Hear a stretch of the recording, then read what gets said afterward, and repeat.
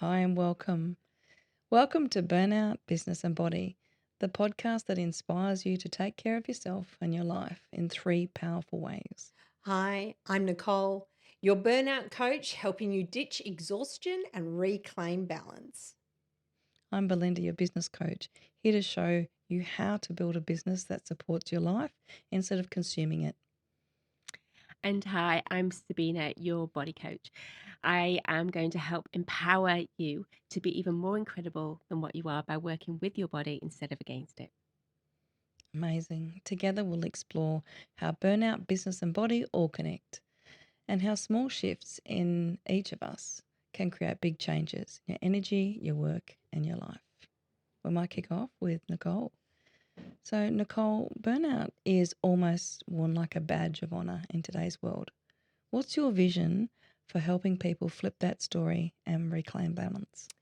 I think it's time to rewrite the story of success. For far too long, we've celebrated burnout as proof of our commitment and worn exhaustion like the badge. But what I'm seeing time and time again is that burnout doesn't make us better. It dulls our creativity and it clouds our thinking and it disconnects us from what really matters. And so, my vision is to normalize rest, to make balance a sign of strength and wisdom instead of weakness. And because when people learn how to regulate their nervous system and honor their limits, everything shifts. Energy returns, clarity comes back, and they start leading from a place of calm instead of constant survival. So, this isn't about pulling back from your purpose or your ambitions in life, it's about sustaining it.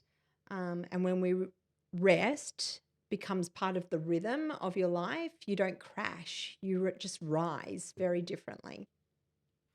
And Nicole, if you could whisper one playful but powerful reminder into the ear of someone on the edge of burnout, what would it be?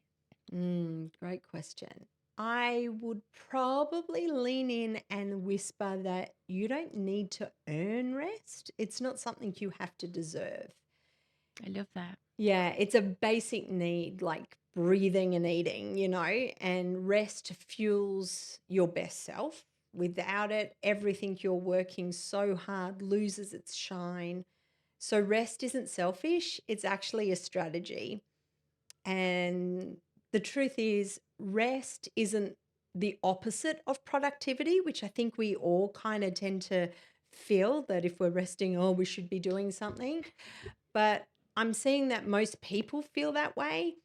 And again, it's the strategy that makes everything you're working towards actually possible and sustainable.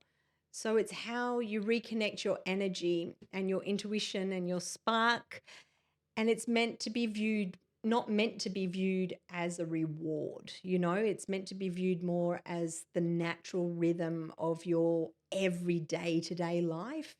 And so when you start listening to that rhythm, when you start to take that time out for you and pause and breathe, you give yourself the space to recalibrate, then your life just starts to flow again. Wow, I love that. Wow, that's amazing.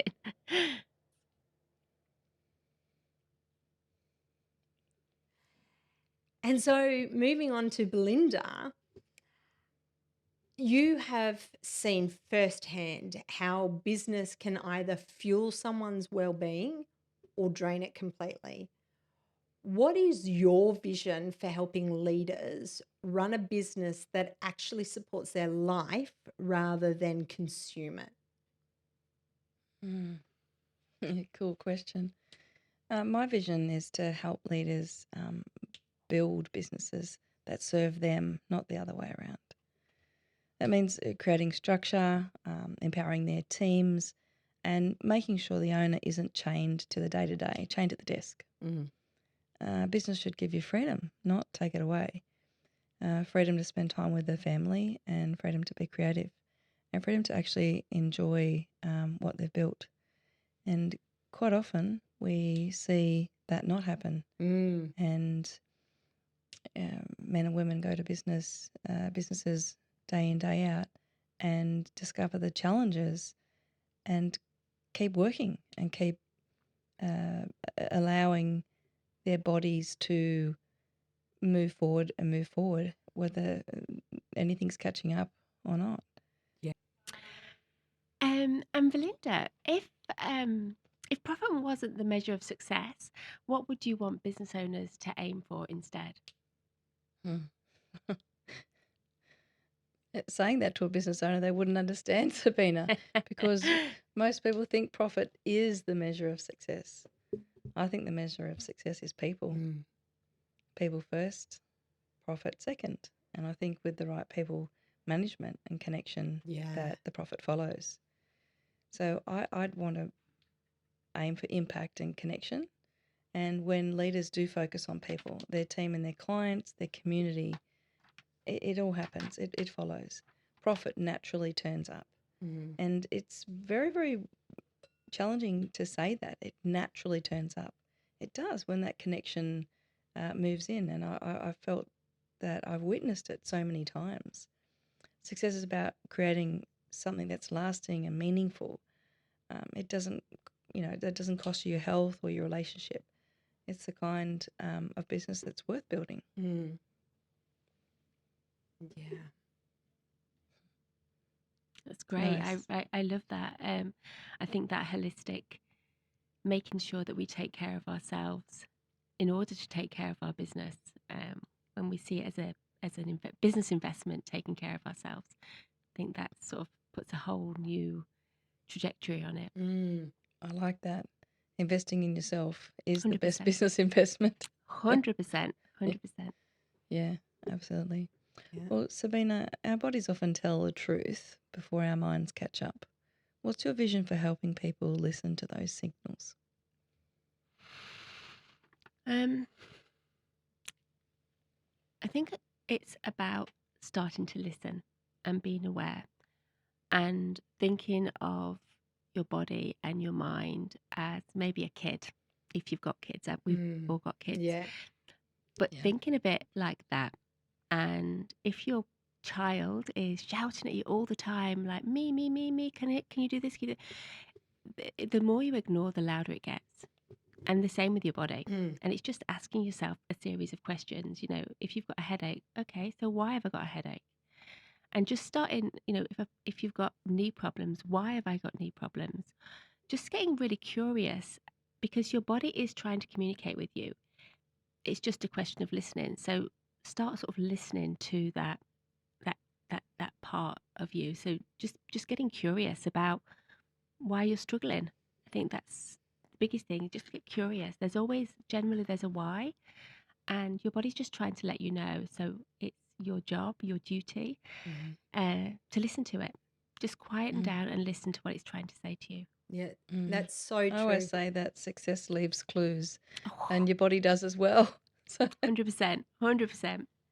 yeah. Definitely, you've got that book, The Body Keeps the Score, and how true is that? Yeah. Oh Like my everything gosh. we're going through tends to come out through our body, and if we Yeah. don't listen, then we Yeah. burn out Yeah. and nothing flows in our life. So, yeah, that's brilliant. Thank you so much for that. Oh.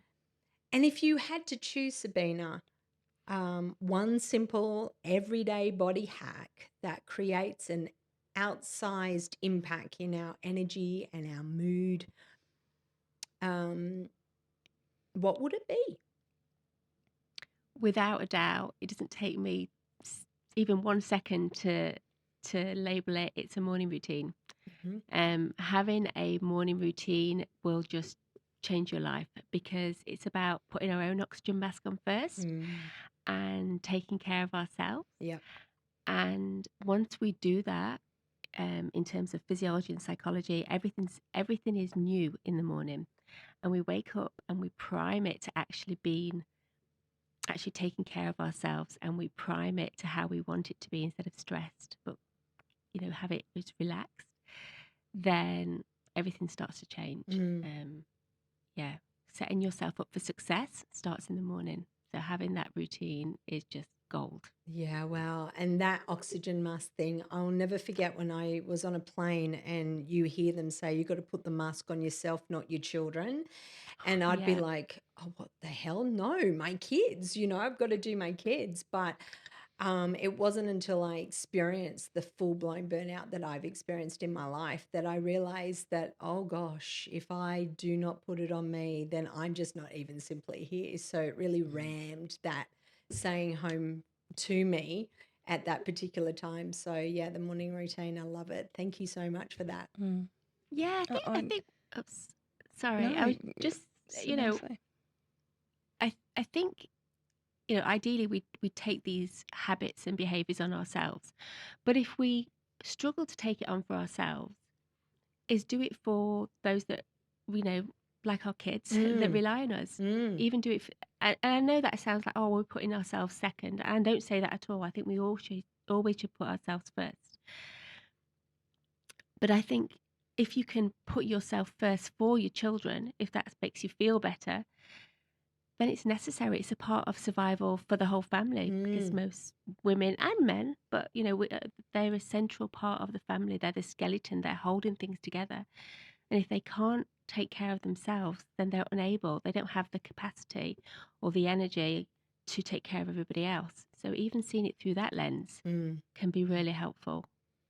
Yeah, and likewise, business as a leader, imagine not putting your oxygen masks on first Mm. and not showing up for your team. Yeah. Yeah. You know, the rest of the team are at peril, and of course they're going to have an unhealthy life. So it's essential to put our masks on first Yeah. to make sure that we've got our best routine and our best foot forward. If we're connected to ourselves when we show up in the workplace or in Mm. business with our teams, we've got a really great opportunity of making our team feel valued, Mm. and they can then have a healthier life at work. Mm. Yeah.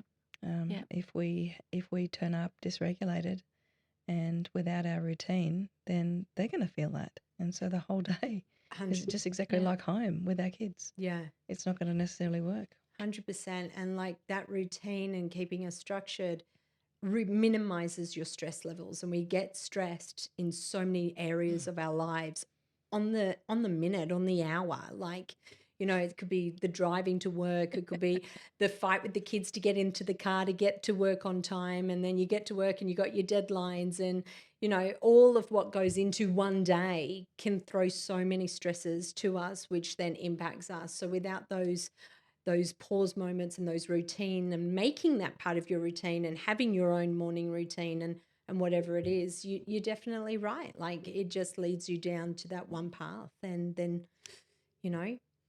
if Because it's business. hard.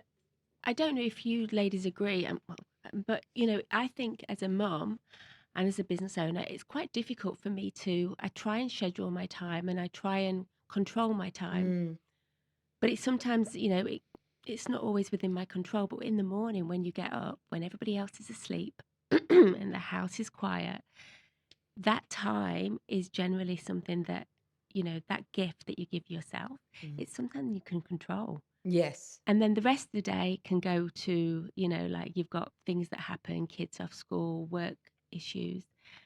But if you can just prioritize that first half hour of the day, Mm, oh my gosh, it's gold, just gold. yeah. Mm.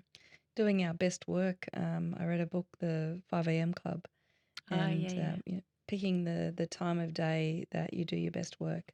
And there's some great thought leaders that do their best work at 4 a.m. Mm, And so they get up at 4 a.m. and they're doing their best work first. Um, it makes complete sense. They're saying in business, do your best work first. mm. Um, and Sabina, you're saying that routine means that we're going to set ourselves up. And I love that in all of our aspects of burnout, business, and body. The routine is important, and showing up for ourselves, putting our oxygen masks on first, makes sense in all areas. Yeah. We've got to have that routine. And So thank you. our bodies, from a physiological point of view, operate on cycles. Mm. And if we synchronize our cycles, right, and we work with our body's cycles, then we can do that. There's our cortisol levels are higher in the morning. Work with them. Our metabolism we can make it higher in the morning. Work with it. All these little things that we can tap into so that we can synchronize our energies just makes things so Mm. much easier.